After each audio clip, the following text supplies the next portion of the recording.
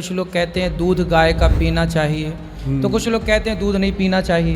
कहते हैं कि दूध जो है वो तुरंत फायदा करता है, घी जो है वो देर से फायदा करता है। कमर दर्द का, जैसे माताओं को कमर दर्द होता है अधिकांश, एक जड़ी बूटी है कमर कस, जो कमर कस होती है ये ले लो आप 100 ग्राम, उसके अंदर डाल लो पंचम हल्दी 100 ग्राम, दोनों को मिक्स कर लो साहब। जितने भी लोग कमर की दर्द से परेशान हैं वो एक बार महाराज जी को जरूर बताएंगे कि हमने ये दवा बनाई थी और खाई थी।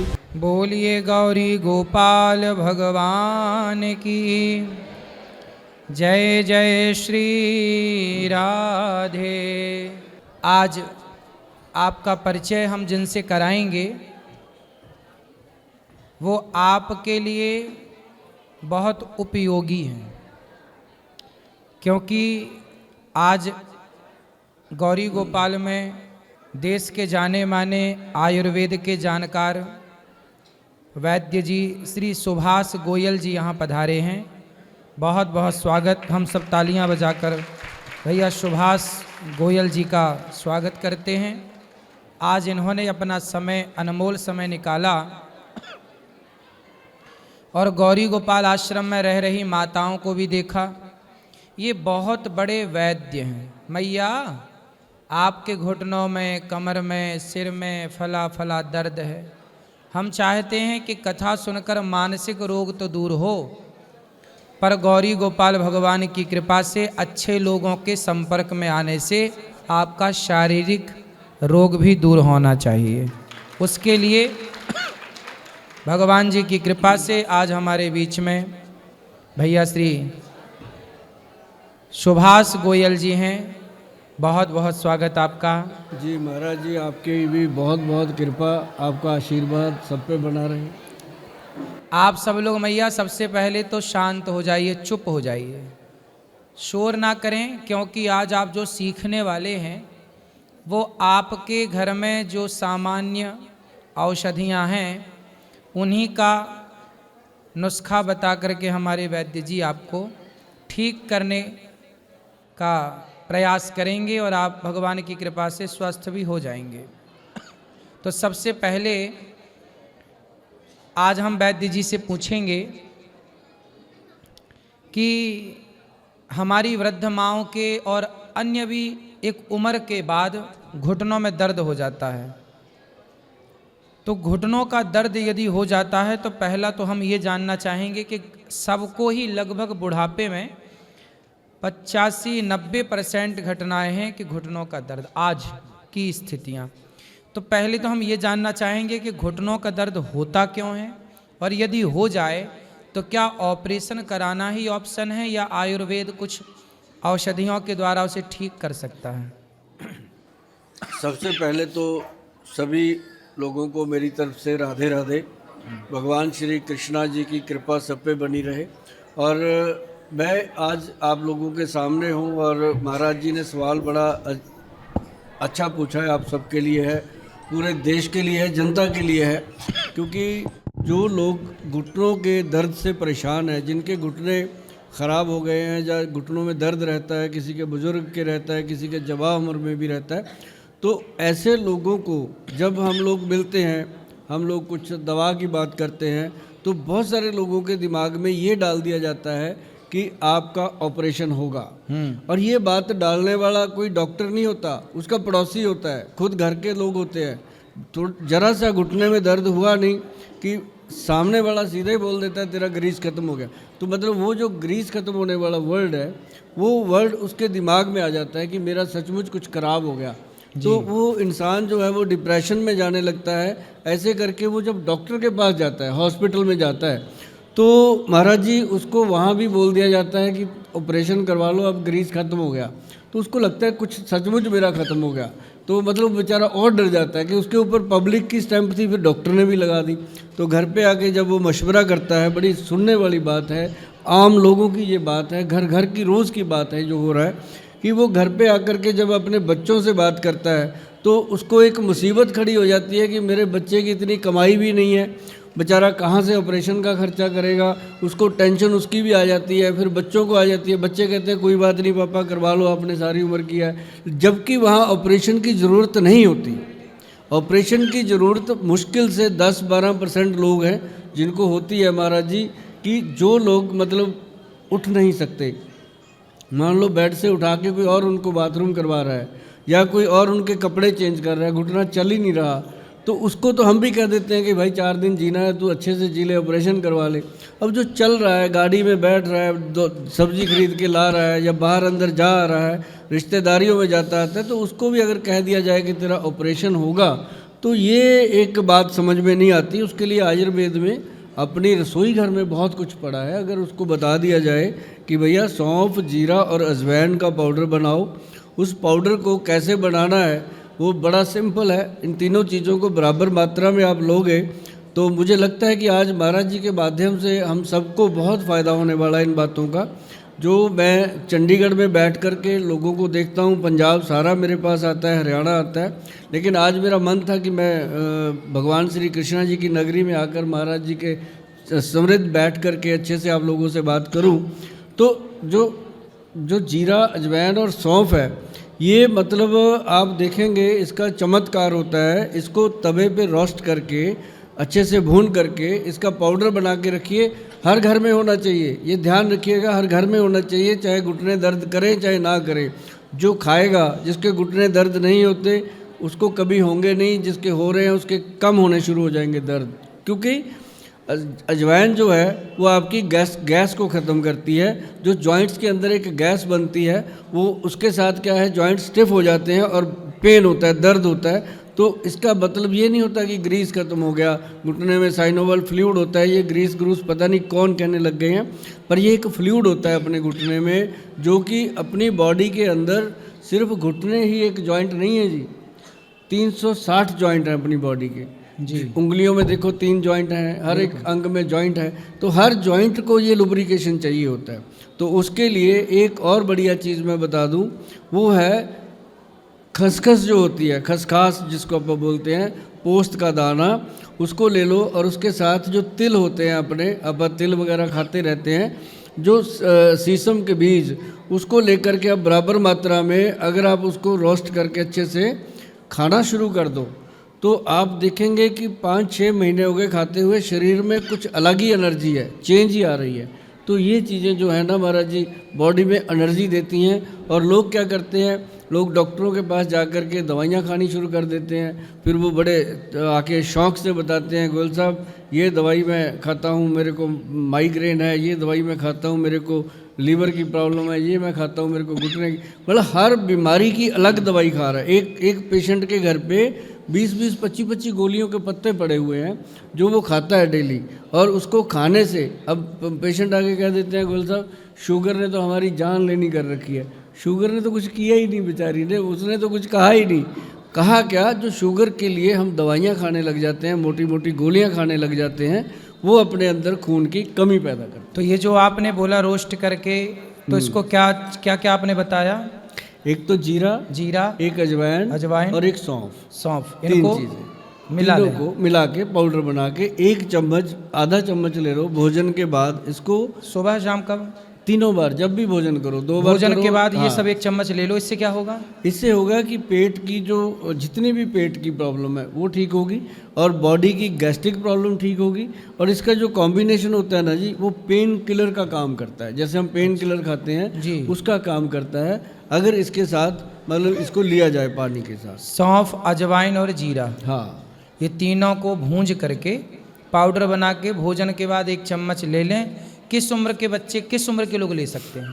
ये 1 दिन से लेके 100 साल के बुजुर्ग तक सभी ले सकते हैं। बट ये होता है कि बच्चों को थोड़ी मात्रा कम देनी होती है। जो कहते हैं बच्चा रात को रोता है, दिन में रोता है, सोता नहीं है, उसके पेट में प्रॉब्लम है, उसको भी फ़ायदा करता है ये। और दूसरा एक महाराज जी और बात मेरे को ध्यान में आई है कि अपने रसोई घर में अक्सर सभी के घरों में हल्दी होती है। बिल्कुल। जो हल्दी है वो उसके अंदर करक्यूमिन की मात्रा होती है, जो मतलब कि वायरस से लड़ने की शक्ति रखती है। वायरस चाहे वो कोई भी हो, किसी प्रकार का भी हो, उसके अंदर एक आती है काली हल्दी। काली हल्दी, काली हल्दी मैं कहूँगा सभी नोट करके रखिएगा ये आपको बड़े आराम से पंसारी से मिल जाती हैं ये चीज़ें, कि इन चीज़ों के लिए कहीं जाना नहीं पड़ता कि हमें बनाने के लिए दिक्कत आएगी। मेरी आदत है कि मैं घर की चीज़ें बताऊंगा। मैं आपको दवाइयाँ तो लोग देने के लिए बहुत कुछ देते हैं। इसमें एक तो काली हल्दी है, एक अम्बा हल्दी, बहुत लोगों ने सुनी होगी।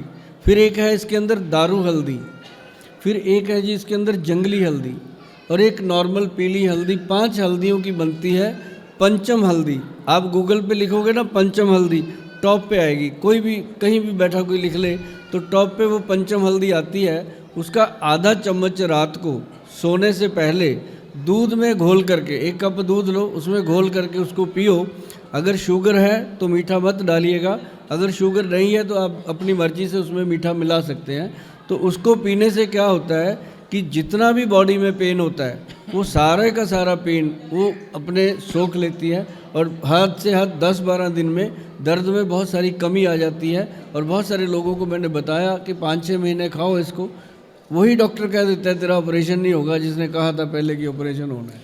अच्छा, ये बताएं गोयल जी कि आजकल ना बहुत सारे लोग ये कहते हैं, कुछ लोग कहते हैं दूध गाय का पीना चाहिए, तो कुछ लोग कहते हैं दूध नहीं पीना चाहिए। तो आयुर्वेद में दूध का स्थान कहाँ है और कितना है? दूध का सबसे पहले दूध का स्थान है। अगर कोई बीमारी है तो भी, नहीं है तब भी। अब जैसे हम बताते हैं, बहुत सारे लोग हैं कहते हैं जी आप गोयल साहब बता देते हो हल्दी दूध में डाल के लेनी चाहिए, हमें तो कोलेस्ट्रॉल बढ़ता है। मैंने कहा भाई हमने हल्दी वो नहीं कही जो आप रसोई में रखी हुई है, मैंने पंचम हल्दी बोली है। जो अम्बा हल्दी है और दारू हल्दी है, ये यूरिक एसिड को, कोलेस्ट्रॉल को और जोड़ों के दर्द को कम्प्लीटली कवर कर लेती है। इसको अगर दूध में मिला के लेते रहो तो ये एक अपने आप में बहुत बड़ी औषधि का काम करती है जी। तो सिंपल दूध जो गाय का लगा के जो पीते हैं वो पीना कैसे पिए? पीना सही है कि गलत है? बिल्कुल सही है, वो सही पीना चाहिए। और जैसे कि एक कहते हैं कि दूध जो है वो तुरंत फ़ायदा करता है, घी जो है वो देर से फ़ायदा करता है। दूध के फ़ायदे तुरंत मिलते हैं।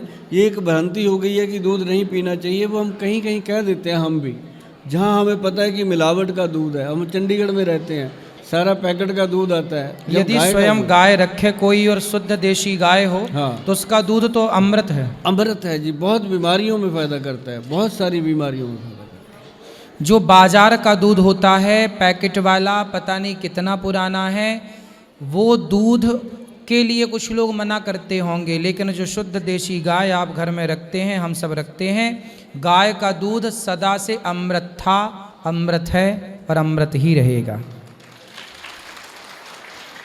ये अब तो हम जो पैकेट का दूध है ना जी महाराज जी, वो हम बताते हैं लोगों को कि उसके साथ अपना मुंह धोया करो, ताकि क्रीमे क्रूमे लगाने की ज़रूरत नहीं पड़ती। वो बहुत शाइन करता है। अपना फेस अगर वॉश करोगे कच्चे दूध के साथ, जिन मेरी बहनों को भाइयों को फेस पे शाइयाँ हो जाती हैं ना, कच्चे दूध के साथ 4 दिन मुंह को अच्छे से वॉश करके देखना, मुंह से आपके दिल से निकलेगा कि थैंक यू गोयल साहब। तब मैं आपके पास नहीं होऊंगा, लेकिन आपके दिल से निकलेगा। अच्छा, मतलब कच्चे दूध से मुंह, यदि कच्चे दूध से, कहा मैंने सुना है कि कच्चे जब गाय लगाते हैं तो बाल्टी में ना फैन बनता है, हाँ, वो फैन लगा देने से, चेहरे में लगाने से अच्छा होता है। बहुत छाइयाँ खत्म हो जाती हैं जो निकलती है ना लेडीज़ को, वो 10-12 दिन में खत्म हो जाती जी, सही है जी महाराज। और कमर दर्द का, जैसे माताओं को कमर दर्द होता है, अधिकांश कहते हैं बच्चा पैदा होने के बाद स्त्रियों को कमर दर्द की प्रॉब्लम शुरू हो जाती है, और फिर ये कमर दर्द ना सारी जिंदगी महिलाओं को परेशान करता है। और आजकल तो पहली डिलीवरी के बाद से ही, मतलब 25 साल की लड़की भी यदि है और एक बच्चा हो गया, तो उस उम्र से ही कुछ लोगों को 25-30 साल की आयु से स्त्रियों को कमर दर्द की प्रॉब्लम कुछ स्त्रियों को शुरू हो जाती है, वरना 35-40 के बाद तो 80% स्त्रियों को कमर दर्द की प्रॉब्लम हो ही जाती है। तो क्या डिलीवरी में जो नस, वहाँ रीढ़ की हड्डी में इंजेक्शन लगाया जाता है शून्य का, क्या उसका साइड इफ़ेक्ट है या कुछ और कारण है? कमर दर्द क्यों होता है? ये ना जी पहले नहीं हुआ करते थे। पहले एक लेडी 8-8, 9-9 बच्चों को जन्म देती थी जी। पहले नहीं होते थे, घर पे डिलीवरियाँ होती थी। तो आज क्या हो गया कि आज बच्चा हो गया, उसके बाद वर्किंग लेडी है, काम पे चली जाती है कुछ दिनों में, अपनी केयर नहीं करती। और दूसरी चीज़ क्या है कि पहले लड़की जब प्रेग्नेंट होती थी तो उसको 3-4 महीने रहते ही मायके भेज दिया जाता था। रेस्ट उसका मतलब होता था कि वो रेस्ट करेगी, माँ उसका ध्यान रखेगी। ध्यान तो खैर सासू माँ भी बहुत रखती है, पर वहाँ उसकी जिम्मेदारियाँ ज़्यादा होती हैं, वो काम करना पड़ता है उसको। तो ये जो चीज़ें होती हैं कि रेस्ट नहीं मिलता। और कम से कम बच्चा जब पैदा होता है उससे 3 महीने पहले और 3 महीने बाद का जो रेस्ट है वही उसको तंदुरुस्त रख सकता है। ना कोई वैद्य, ना कोई हकीम, ना कोई डॉक्टर वहाँ पे काम कर सकता है। सिर्फ उसमें क्या करेगा, आप लोगों ने सुना होगा, आपने भी बहुत सुना होगा महाराज जी, कि आयुर्वेद में हजारों साल पुराने ग्रंथ हैं, 5-5, 10-10 हज़ार पुराने। उन ग्रंथों में एक जड़ी बूटी है जिसका वर्णन है, जड़ी बूटी का वर्णन है कि कमरकस। सुना है आप लोगों ने, किसी ने कमरकस सुना है? कमरकस पंसारी के पास एक जड़ी बूटी मिलती है, उसका नाम ही कमरकस रखा गया। जैसे मतलब कि बहुत सारी ऐसी कहावतें हैं जो आपके लिए फ़ायदेमंद होती है। जो कमरकस होती है, ये ले लो आप 100 ग्राम, उसके अंदर डाल लो पंचम हल्दी 100 ग्राम, दोनों को मिक्स कर लो साहब। और एक ना जी काला गोंद आता है, गोंद, ब्लैक गम, हाँ काला गोंद, काला गोंद, और एक जटामांसी। ये सब लिख लेना प्रोग्राम से, बिल्कुल। आप पेन से लिखोगे। जटामासी तो सुना है हमने। हाँ, जटामांसी, जैसे जटाएं होती हैं साधु संतों की, वैसे वो जटा की तरह होती है, उसका नाम ही संतों ने रखा हुआ है जटामांसी। तो वो जो दवा होती है वो आपकी मतलब नसों को, जो नाड़ियाँ होती हैं, जैसे रीढ़ की हड्डी की नस है, अपनी बॉडी की नस है, तो नसों में जो प्रॉब्लम आती है वो उसको खोल देती है और ब्लड सर्कुलेशन को कारगर कर देती है। और उसके बाद क्या होता है कि बहुत सारे लोग हैं जो कमर के दर्द से फ़ायदा ले चुके हैं। और इसके लिए मैं चाहूँगा कि जितने भी लोग कमर की दर्द से परेशान हैं वो एक बार महाराज जी को ज़रूर बताएंगे कि हमने ये दवा बनाई थी और खाई थी, और ये बना करके खुद खाएं। इसको जो हमारी कंपनी बनाती है, हम भी बनाते हैं, गवर्नमेंट से ये अप्रूव करवाई हुई है, जोड़गज केसरी के नाम से है ये। जोड़गज केसरी के नाम से है, बहुत पुराना ये ग्रंथिक योग है। तो ऐसे करके जो कमर का दर्द है उसके लिए काला गोंद जो है, ब्लैक गम जो है, वो बहुत इफ़ेक्टिव है। इसको 5-6 महीने तक लेना चाहिए, हल्दी वाले दूध के साथ ही लेना चाहिए, बहुत फ़ायदा इसमें मिल जाता है महाराज जी। सही है। तो आप समझ रहे हैं, कमर दर्द में यदि आपको राहत चाहिए तो हमारे वैद्य जी जो कह रहे हैं वो सुनिए। और ये वैद्य, हमारे वैद्य जी जो हैं, ये बहुत समय से ये सब रिसर्च कर रहे हैं, कार्य कर रहे हैं। और वैद्य हमारे यहाँ तो जब लक्ष्मण जी को शक्ति लगी तो वैद्य जी ही तो आए थे। लंका से हनुमान जी किसे लाए थे? सुखैण वैद्य को। तो वैद्य की परंपरा कोई आज की नहीं, अपनी वैदिक परंपरा है ये। तो जो कह रहे हैं ये सुनना है और इसे फॉलो करना। जो बहन बेटियों को कमर दर्द है, लाखों रुपए तो दवाई में खर्च कर चुके, ये तो घर बैठे बन जाएगा आपका, कोई पैसे भी नहीं लगने। पंसारी से ले आना चीज़ें, बना के उपयोग करना और स्वस्थ रहना। सबसे बड़ी बात है कि आप स्वस्थ रहें। आपका स्वास्थ्य ही आपकी अमीरी है। आप कितना भी पैसा कमाओ पर आप स्वस्थ ही नहीं हैं तो करोगे क्या पैसे का? इसलिए आपका स्वास्थ्य आपका सबसे बड़ा धन है। अब आते हैं बच्चों पर। छोटे छोटे बच्चों को आजकल भूलने की बड़ी बीमारी है, याददाश्त कमज़ोर हो रही है। क्या करें कि बच्चे पढ़ा हुआ याद रख सकें? स्कूल जब उनका एग्ज़ाम आता है ना तो वो डर जाते हैं और भूल जाते, जाके बैठेंगे सब भूल जाएंगे।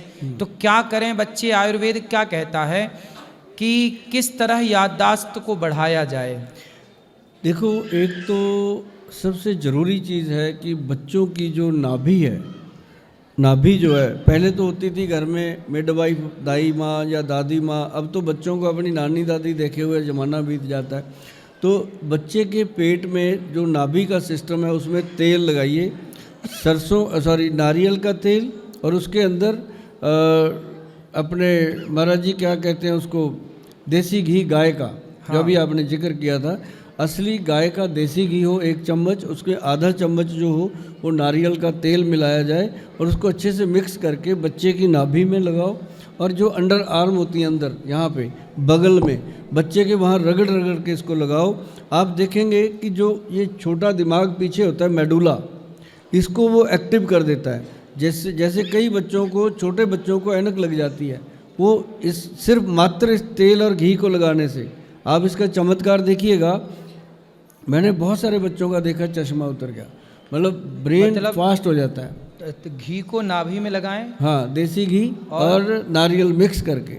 देसी घी में नारियल का तेल, हाँ, आधा चम्मच नारियल तेल, 1 चम्मच देसी घी। ठीक है। इसको बड़ा बनाना है, 100 ग्राम 50 ग्राम मिक्स कर लो। ठीक है। तो ऐसे करके नाभि में और अंडर आर्म बगल में, ठीक है, दोनों में नहाने से पहले लगा दो। महाराज जी, बच्चा आपको दुआएं देगा, बच्चा बड़ा होके कहेगा कि कुछ ना कुछ तो मेरे पेरेंट्स ने किया था मेरे लिए। अच्छा, याददाश्त बढ़ेगी। हाँ, ये बढ़ेगी। और उसके साथ कुछ दवाइयाँ मैं बता देता हूँ, हर घर में होती हैं, बना के रखो।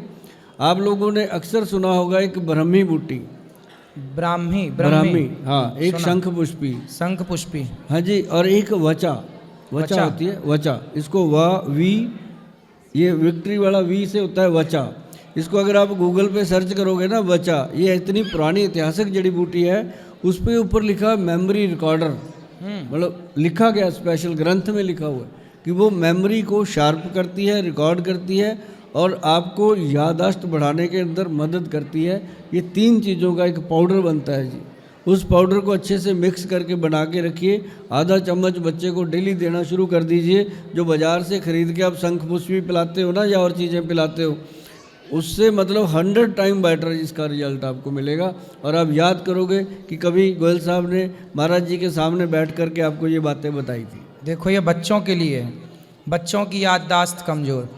अच्छा, वो हमारी बहन ने चश्मा लगा रखा है, चश्मा आपने भी लगा रखा है, तो क्या ये चश्मा सारी ज़िंदगी लगाए ही रखें कि कोई है आयुर्वेद में जो चश्मे को उतार सके और रोशनी, पहले के जो दादा परदादा थे अपने, वो रोशनी को तीव्र कर सके? ठीक है, एक उम्र के बाद, जैसे आपने चश्मा लगाया है, आपका चश्मा तो ठीक है क्योंकि आप ठीक हैं उस उम्र में, लेकिन आजकल 12 साल के लड़के, 15 साल के लड़के, 20 साल की लड़कियां, इस उम्र के लोग यदि चश्मा लगाएंगे तो फिर इनका तो आगे का रास्ता अंधकार से भरा हुआ होगा। बिल्कुल बिल्कुल। मैं बताता हूँ, मेरे चश्मे का एक अलग किस्सा है जी।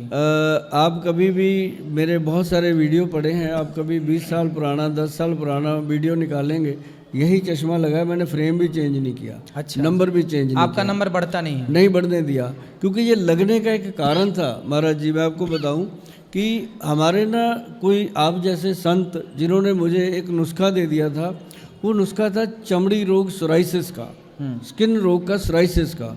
उसमें 5 भस्में बनती थी। उसको बनाने के लिए हमें खेत में जाना पड़ता था, खुली जगह पे वो बनती थी। तो उसके अंदर हम जब बनाते थे तो हमारे साथ बड़े, हमारे जो वैद्य हैं, डॉक्टर अनिल कुमार जी हैं, बहुत बड़े उच्च कोटि के वैद्य हैं, कभी आपके दर्शन करवाएंगे उनको भी। तो वो जो वैद्य हैं, उन्होंने मुझे बहुत रोका कि गोयल साहब अभी रुक जाओ, इसको 8 घंटे पूरी अग्नि चाहिए, अभी मत हटाओ। मैं बहुत उस समय वो मेरे से 10 साल बड़े हैं, मैं उनसे छोटा ही था, मैंने उनकी बात मानी नहीं। मैंने वो बोतल खोल दी, उसके अंदर से एक धुआं निकला जी, आँख को लगा। अगर वो ना उस समय संभालते मेरे को तो आज मैं अंधा हो गया होता। अच्छा, तो वो कारण था कि मुझे चश्मा लगा। लेकिन उसके बाद इस चश्मे को बचा के रखना, इसके लिए हमने एक दिया लोगों को, निराला आई ड्रॉप दिया जी। लोग डालते हैं, बहुत बढ़िया अपने बनता है। लेकिन एक हमने दिया लोगों को ममीरे का सुरमा जी।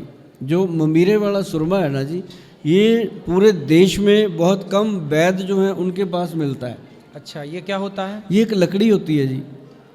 अगर उस लकड़ी को ऐसे पानी में डाल के आंख में पानी की बूंद डाल दो ना, पूरा लड़ेगा।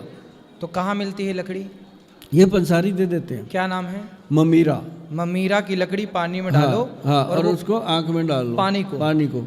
हाँ, जो हमारे वैद्य जी ने बनाया था उसका सुरमा बना दिया था डालने के लिए सलाई से। तो वो तो चलो लोग ले जाते हैं, जो बाहर विदेशों से आते हैं वही चीज़ें ले जाते हैं। लेकिन आपा लोग अपने देश को प्यार करते हैं। हिंदुस्तान में अपनी धरोहर है आयुर्वेद। मैं चाहता हूँ हर घर में, हर रसोई घर में ये आयुर्वेद का बोलबाला होना चाहिए, चीज़ें होनी चाहिए। अपने बच्चों को आदत डालिए। और आँखों के लिए जो मैंने बताया, एक तो वो नाभि में लगाने का तेल, जिन बच्चों को चश्मा लगा है वो उतर सकता है। जैसे ही बच्चे के हार्मोन चेंज होते हैं 11 साल में, 12 साल में, लड़कियों के लड़कों के, उसके बाद फिर उसका जो चश्मा है वो नंबर वहीं रुक जाएगा, वो नंबर वो हटेगा नहीं। छोटे बच्चों का चश्मा हटने के बहुत चांस होते हैं। अच्छा, मैंने सुना है कि सवेरे जैसे ही आप बिस्तर से जागें, सवेरे जागें, जैसे ही जागें दोनों हथेलियों को रगड़ें और अच्छी रगड़ते रगड़ते जब ये गर्म हो जाएं तो गरम गरम हथेलियों को अपने आँखों के ऊपर रखने से सिकाव लगता है, गरम गरम। काफ़ी देर 2-3 बार यदि आप ऐसा करते हैं तो भी आपकी आँखों की रोशनी ठीक होती है, ऐसा मैंने सुना है। दूसरा मैंने ये सुना है कि सवेरे सवेरे जो अपनी लार होती है, रात भर में हमारे मुंह में लार बनती है, वो लार सवेरे सवेरे अपनी आँखों की लार, थोड़ी सी आँखों में, मुंह की लार, अपने मुंह की लार निकालो और आँखों में लगा देने से और ये जो गरम गरम हथेलियों को यहाँ रखने से आँखों की रोशनी काफ़ी हद तक ठीक होती है और चश्मा घटता है, उसका पावर डाउन होता है। धीरे धीरे आप रेगुलर करने से, मैंने बंदर को देखा था अपने गांव में बचपन में कि बंदर को ना एक घाव हो गया था, वो मंदिर के ऊपर बैठा था तो बंदर अपने घाव पे अपना थूक लगा रहा था। तो आपको पता है जो हमारी लार है सवेरे सवेरे जो रात भर तैयार होती है, वो लार भी एक औषधि है। ये बात सही है क्या? अनमोल चीज़ है। उसको कहीं खुजली होती है ना जी, चर्म रोग हो जाता है, हाँ। उस पे लगाना शुरू कर दो जी। थोड़े दिनों में साफ कर देती है। आपकी ये बात बहुत वज़नदार है और ये मैसेज पूरे देश को, जनता को जाना चाहिए। बहुत सारे लोग हैं अपनी लार से ही कतराते रहते हैं, लेकिन जो लगाते हैं जी सच में उनको फ़ायदा होता है। चर्म रोग ठीक होता है लार से, अपनी सवेरे सवेरे लार लगाने से। लार समझते हैं अपना थूक सवेरे का, ये औषधि है। बंदर लोग, जानवर लोग, ये बात जानवर, बंदर जानता है, ये बात पता है आपको? बंदर को कहीं भी रोग हो जाएगा वो अपना थूक निकाल के लगाता है। सोचिए, बंदर ये बात जानता है। गाय अपनी जीभ से चाट लेती है। हाँ, उसके अंदर गाय, बहुत ताकत है। हाँ। कहीं भी गाय को चोट लगेगी वो चाटती है, क्योंकि उसको भी पता है कि हमारी लार से ठीक हो जाएगा। अब गाय, आज जंगल में जो जानवर हैं वो तो चाट चाट के नहीं ठीक करते हैं अपने आप को, कोई हो जाए उनको, उनके पास कहाँ कोई दवाइयाँ हैं। तो बहुत बढ़िया बात, बहुत अच्छी जानकारी हमारे वैद्य जी, हमारे भैया श्री गोयल जी दे रहे हैं। आज सबसे बड़ी बात ये है कि लोग जागते हैं तो सबसे पहला नाश्ता चाय और बिस्किट, जो बिस्की किट है, जिसको हमने कहा कि ये बिस्की किट है, बिल्कुल है, जहर की किट है। आजकल के नौजवान लड़के लड़कियां, ये फैशन बन गया है, बिस्तर पे ही जागेंगे तो चाय और बिस्किट खाएंगे। ये चाय बिस्किट कितना नुकसान पहुंचाता है और कितना फ़ायदा पहुंचाता है, कितना डैमेज करता है शरीर को, आपसे हम सब जानना चाहेंगे। अगर हम इसके नुकसान बताने को बैठेंगे तो 3-4 दिन तो गुजर ही जाएंगे। अगर इसके फ़ायदे बताने लगेंगे तो एक जन्म बीत जाएगा। मतलब इसके इतने फ़ायदे हैं, मतलब इसके जो नुकसान हैं, अगर तो ब्लैक टी लेते हैं लोग, वो भी दिन में एक बार, वो तो बहुत अच्छा फ़ायदा करती है। अगर उसमें चाय पत्ती के अंदर दूध मिला दिया, उसके अंदर चीनी मिला दी, शक्कर मिला दी, तो वो मतलब जो फ़ायदा था शरीर को हो रहा, उसमें भी उसका डबल नुकसान हो जाता है। बिल्कुल। लेकिन जो बिस्किट खाते हैं साथ में, ये बात आपने बिल्कुल दुरुस्त कही है। आजकल एक रिवाज हो गया, जब आप चाय पीने, कोई चाय देता है आपको तो साथ में कहता है एक बिस्किट खा लो, खाली पेट चाय नहीं पीते। ऐसा मतलब खाली पेट चाय नहीं पीते तो क्यों नहीं पीते ये नहीं बताते, क्योंकि उसके नुकसान बहुत हैं। और बिस्किट खाने से, बिस्किट के अंदर कुछ ऐसी चीज़ें डाली जाती हैं जिनका हम शायद टीवी के माध्यम से नहीं करेंगे, लेकिन कभी आप लोगों की मेरे से भेंट होगी तो आपको बताएंगे। आप बिस्किट को देखना भी पसंद नहीं करेंगे कि इसके अंदर ऐसा क्या है। लेकिन मैं एक चीज़ बताऊं महाराज जी, कि यदि सुबह सबसे पहले पेट को आप क्या देते हो, अपने पेट को आप क्या देते हो? चाय। लेकिन अगर आप पेट को सबसे पहले कोई ना कोई ऐसी चीज़ दे दो जो आपके लीवर को खुश कर दे, अंदर जाके लीवर को फ्लश कर दे, साफ़ कर दे, वो दुनिया की सबसे बेहतरीन चीज़ जो खुदा ने हमको दी है, भगवान ने हमको दी है, वो है खीरा।